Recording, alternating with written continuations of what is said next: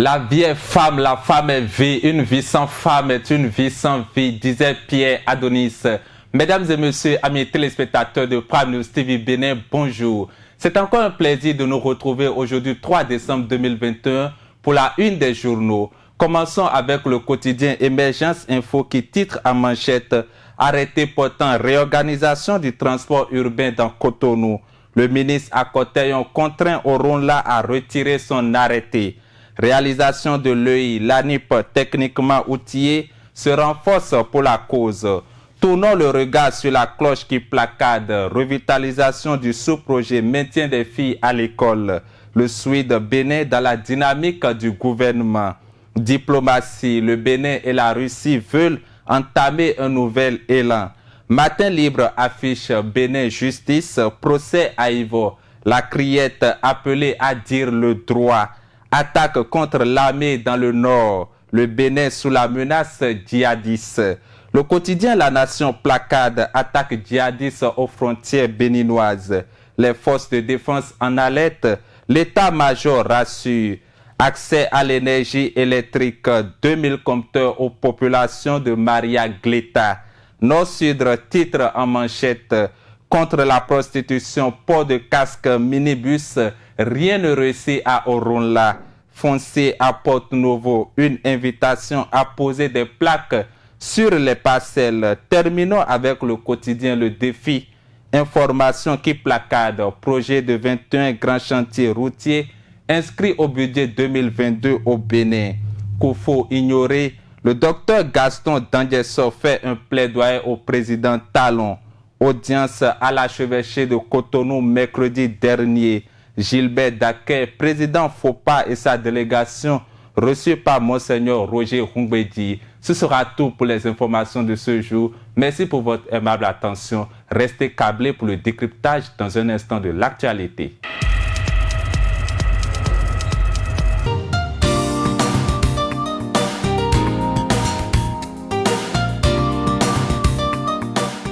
Michel Canlissou, bonjour. Bonjour Cassius Samba.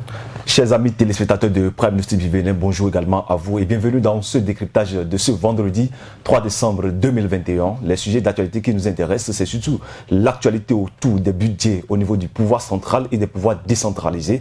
Il faut noter que depuis quelques jours, les budgets sont revus à la hausse au niveau des mairies et au niveau des ministères.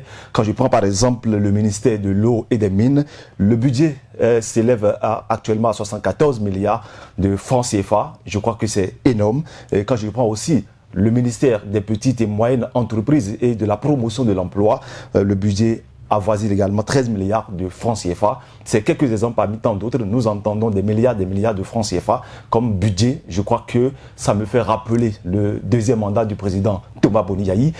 Michel Canlissou, qu'en pensez-vous? Plusieurs milliards de francs CFA, oui, mais il faut dire que Boni-Yayi, en 2011, lorsqu'il revenait, lorsqu'il remplissait, il avait une autre vision du pouvoir, puisqu'il a déjà exercé pendant 5 ans le pouvoir d'État. Mais en ce qui concerne le président Patrice Talon, il a fait, en 2016, lorsqu'il venait, le budget était de 2010 milliards. Évidemment. Maintenant, il a rempli et le budget a augmenté également et on est à 2541 milliards en prévision. Donc, cela voudrait dire quoi? Que les présidents et le gouvernement, le arsenal, ils ont quand même eu à gérer le pouvoir d'État pendant un moment. Ils ont pris le temps d'analyser le terrain, de faire beaucoup d'autres choses. Mais pour un second mandat, il faudrait que ce soit plus... il y ait plus d'ambition. Il y ait plus d'ambition et... Il y a plusieurs milliards, on attend plusieurs milliards. Bien vrai, ce n'est pas que c'est des ressources qu'on a de façon disponible déjà, c'est juste des prévisions qu'on fait. L'argent n'est pas encore là, mais c'est ambitieux le fait d'augmenter puisque on est en train de prévoir jusqu'à 7% de taux de croissance pour l'année 2022 et pour atteindre cela, il faut investir non seulement dans le secteur, investir capital humain et investir également sur le côté social pour faire face aux conséquences de la pandémie du coronavirus. Donc, c'est un peu cela. À cela, il faudrait pas que j'oublie, le gouvernement actuel, avec son... Avant, c'était le Bénin révélé, maintenant, c'est le Bénin, ça y est. Donc, le Bénin est déjà... On est en train de révéler, on a déjà révélé le Bénin, mais il faudrait maintenant qu'on puisse garder ce dynamisme-là. Donc, le Bénin veut, cette fois-ci, travailler à industrialiser, je vais dire, l'économie. Donc, le Bénin veut passer... Le Bénin ne veut plus produire des produits... les matières premières. Les matières premières et exporter cela pour que d'autres personnes puissent transformer cela.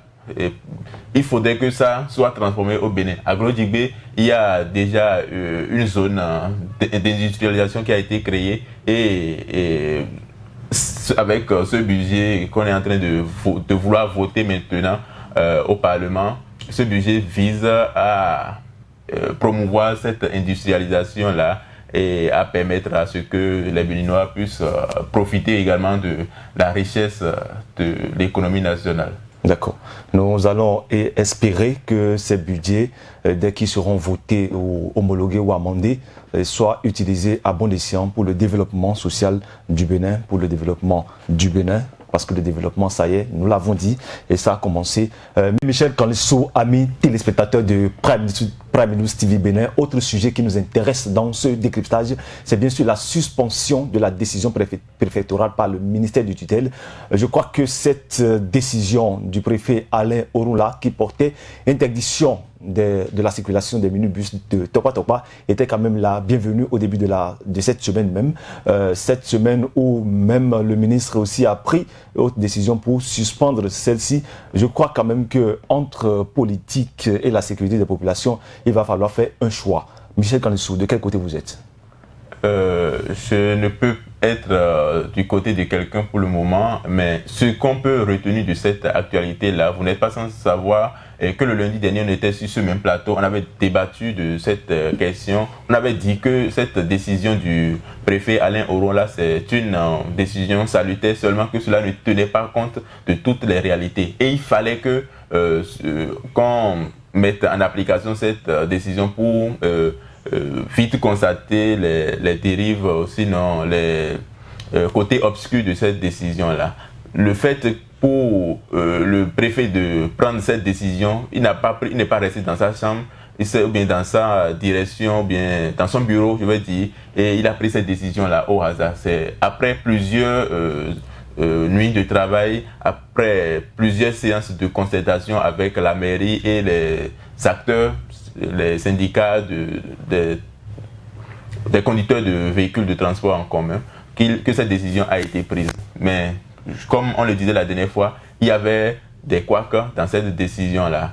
Je suivais, pas plus tard qu'hier, sur la chaîne en Prime News TV, il y avait un reportage qui avait été fait par les journalistes de Prime News TV, et il y a un des conducteurs de taxi, un minibus qui disait que lui, il quitte souvent Porte-Novo pour arriver à Tokpa pour arriver à Calavi, et souvent il transporte des étudiants qui quittent Porte-Novo. Donc ils prennent un minibus de Porte-Novo et ils arrivent à Tokpa, et c'est là que lui les prend. Mais voilà que les minibus n'arrivent plus à Tokpa, ils s'arrêtent à Abattoir. Donc prendre des motos, bien prendre des taxis-motos d'Abattoir jusqu'à Tokpa, ça nécessite encore que ces étudiants-là déboursent une, je ne veux pas dire une fortune, mais pour un étudiant béninois, il faut dire que c'est une fortune avant d'arriver à Tokpa pour prendre un... bon, mais pas à Tokpa, à Vodje. À Vodje désormais. Donc, voilà. Donc il y a ces genres de situations qui ne favorisent pas tellement la population. C'est pourquoi je crois que le préfet a été, pas le préfet, le ministre de tutelle a été obligé de prendre cette décision, même si cette décision n'est pas applaudie. Cette décision du ministre n'est pas applaudie par le secrétaire général du syndicat des conducteurs de véhicules de transport en commun, qui a dit ce matin sur l'ORTB qu'il regrette amèrement cette décision, puisque le préfet voulait quand même réguler cette activité-là. Les taxis, les Tokpa-Tokpa, on sait comment ils freinent. Quand ils sont en circulation, ils voient un client, ils ne se soucient même pas de celui qui est derrière. Ils freinent n'importe comment. Cela, il faudrait que cela soit réglementé un peu. Bon, le fait de suspendre cette décision, on espère bien que les deux parties pourront s'asseoir et redéfinir les choses, puisque la normalisation, c'est-à-dire la régulation de ce secteur-là, de cette activité est quand même primordiale. Il faudrait quand même qu'on le fasse. Et pensez également aux taxis-motos qui sont tellement nombreux, et nous sommes à un siècle où on parle plus de l'économie verte, du climat. Donc il faut que le transport en commun soit privilégié, mais il faudrait que cela soit réglementé. Effectivement, Michel Kandissou, il faut dire que cette décision du préfet à Alain Orunla à voir le cortège de nuisances que créent les bus de Tokpa-Tokpa, je l'ai dit la fois dernière, cette décision était la bienvenue. Et lorsque nous regardons cette sorte de passe d'âme entre les deux autorités, je veux parler du ministre et du préfet, on a l'impression qu'il n'y a pas une concertation entre nos autorités. On a l'impression que nos autorités ne se concertent pas avant de prendre leurs décisions. Est-ce que vous ne pensez pas aussi que cette façon de suspendre la décision préfectorale pourrait fragiliser le pouvoir de Alain Orunla? Le pouvoir de Alain Orunla ne peut pas être fragilisé. Bien vrai, c'est comme si c'est une sanction administrative. Le fait pour le supérieur hiérarchique de suspendre cela, c'est comme si c'est une sanction, mais cela ne va pas trop poser de problème si rapidement il essaie de rentrer en contact avec son ministre et que cette réforme-là soit revue, ou bien que le préfet puisse tenir compte, s'approcher de son ministre et de savoir ce qu'il va faire désormais pour que cette décision ne soit pas... on ne demande pas de rapporter cette décision comme cela. D'accord. Nous allons vraiment espérer, chers amis téléspectateurs, que nos autorités se concertent à nouveau pour améliorer la décision et non suspendre la décision. De toutes les façons, le dernier mot leur revient. Mais en attendant, nous allons continuer ce décryptage. Un dernier sujet qui nous intéresse, Michel Kandissou, c'est bien l'attaque terroriste dans le nord du Bénin. C'est arrivé, c'est une réalité. Triste nouvelle pour le colonel Frutu Baguidi et ses hommes de pain. Oui, le Bénin malheureusement a été attaqué dans la nuit du mercredi 1er décembre au jeudi 2 décembre à Porga, et en tout cas dans le nord du Bénin, et c'était au niveau des frontières. C'est vraiment triste, mais il faut saluer quand même le courage de nos hommes, de nos soldats qui ont quand même réussi à arracher un des assaillants. On parle de djihadistes, seulement que jusqu'à présent, les organisations de rebelles, les organisations sectaires, je veux dire, quelqu'un n'a pas encore revendiqué cette attaque-là. Donc on ne peut pas savoir si c'est de tel camp que cela vient. Non, on ne peut pas le savoir pour le moment. Mais il faut saluer quand même le courage de nos soldats qui ont réussi à anéantir au moins une personne. Bien vrai, on a perdu 2 de nos soldats, et de 3 à 5, bien de 5 à 7 comme ça de nos soldats sont grièvement blessés, sont aux soins. Il faut dire également que selon le bilan fait par le porte-parole de l'armée, on a remarqué des traces de sang qui laisse comprendre que certainement ce n'est pas le seul cadavre que les Béninois ont pu saisir. Il y a certainement encore d'autres personnes, d'autres assaillants qui ont été tués et qui ont certainement été transportés, puisqu'on connaît leur mode opératoire. Quand ils sont sur un terrain,